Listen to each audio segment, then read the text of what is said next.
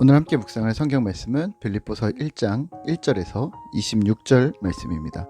빌립보서 1장 1절에서 26절 말씀입니다. 오늘은 3절, 4절, 5절, 6절 말씀을 읽겠습니다.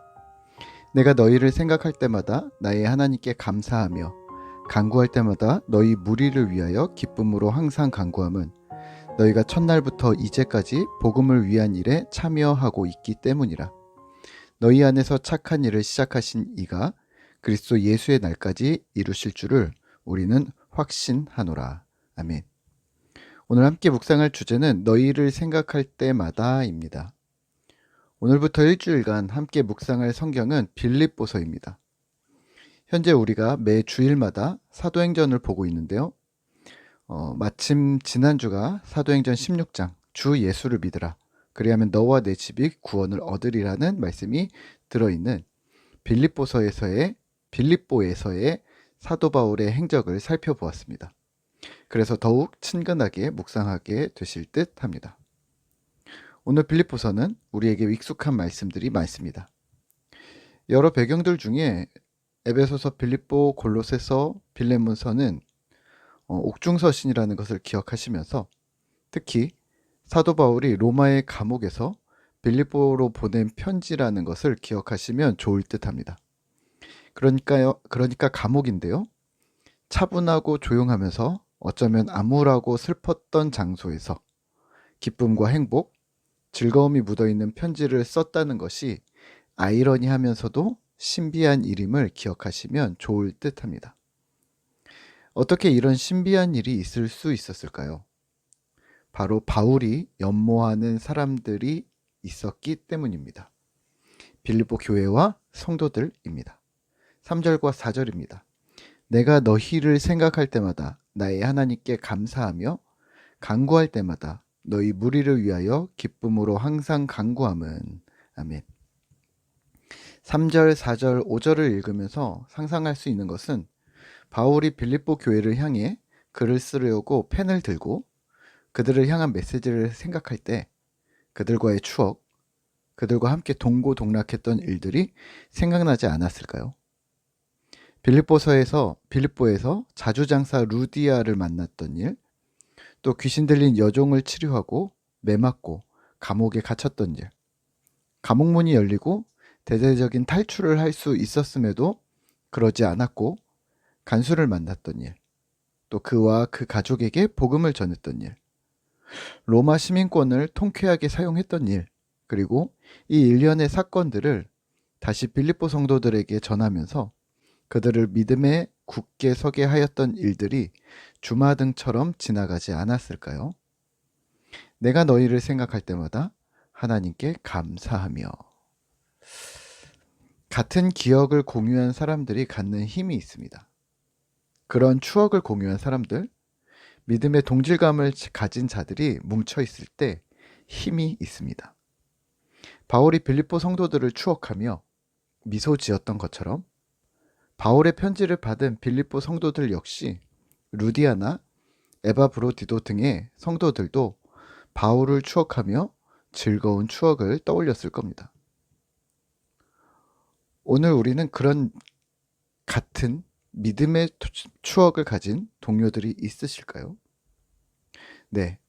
신앙생활을 했던 모든 분들은 그런 추억의 동료들이 있습니다. 기독교의 믿음은 혼자 하는 믿음이 아니기 때문입니다. 지금의 내가 있는 것은 누군가의 헌신, 도움, 희생으로 되어졌다는 것을 우리는 잘 알고 있습니다. 그런 신앙의 선배들과 동료들에게 우리는 항상 빚진 마음으로 사는 거죠. 저 역시 그런 생각을 할 때마다 기쁨을 주는 신앙의 동료들이 있습니다. 함께 성경 공부를 했던 남자 집사님들, 여자 집사님들, 또 여러 팀들이 그렇습니다. 짧으면 3개월, 길면 1년씩 함께 공부하면서 울고 웃으며 우리에게는 추억이 많이 쌓였던 것이죠.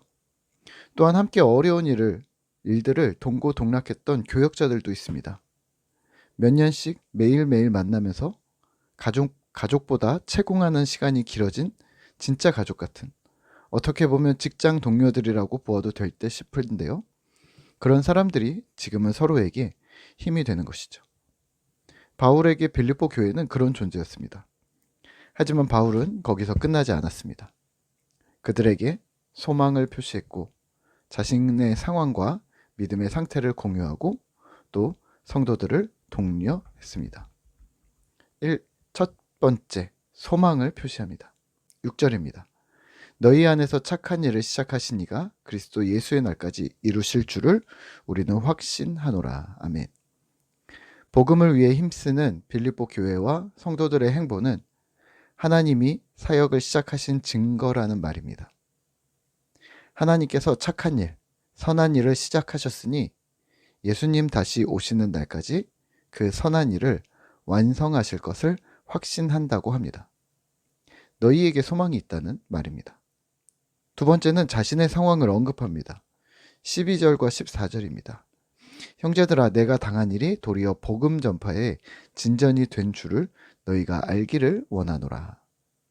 형제 중 다수가 나의 매임으로 말미암아 주 안에서 신뢰함으로 겁없이 하나님의 말씀을 더욱 담대히 전하게 되었느니라. 아멘. 자신이 매였고 모든 사람들이 이 사실을 이제는 알게 되었지만 이 문제처럼 보이는 문제는 오히려 복음 전파의 진전이 되었다고 현실을 하나님의 눈으로 해석합니다. 평안과 평탄이 중심이 아니라 복음 전파와 하나님의 뜻이 중심이라는 시대적 소명을 설파합니다. 세 번째는 자신의 믿음의 상태를 공유합니다. 20절과 21절입니다. 나의 간절한 기대와 소망을 따라 아무 일에든지 부끄러워하지 아니하고 지금도 전과 같이 온전히 담대하여 살든지 죽든지 내 몸에서 그리스도가 존귀하게 되려 하려 하나니 이는 내게 사는 것이 그리스도니 죽는 것도 유익함이라. 아멘.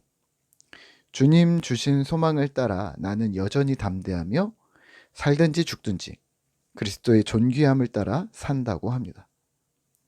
내게 사는 것이 내가 살아가는 이유가 그리스도니 죽는 것도 유익하다고 고백합니다.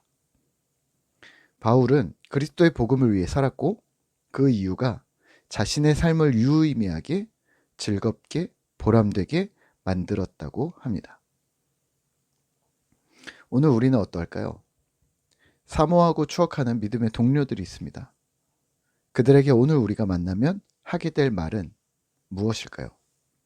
옛날에 좋았지, 그땐 그랬지를 반복할까요? 네, 그것도 좋습니다. 하지만 바울처럼 다음 스텝으로 넘어가시면 더 좋겠습니다. 나의 환난에도 나의 상황에도 여전히 나는 하나님을 의지해. 나는 예수님이 삶의 이유야 라고 말하면 어떨까요?